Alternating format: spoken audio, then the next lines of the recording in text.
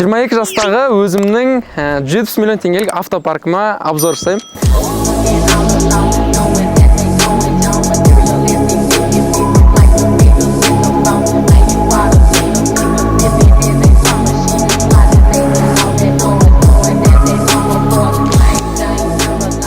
Ой, кілт аржақтау ка, кілт тау. Біз осы жақтамыз енді, мына шет жақта тұрамыз қазір. Мынандай 4-3 номер шығып, маған нервыма тетші.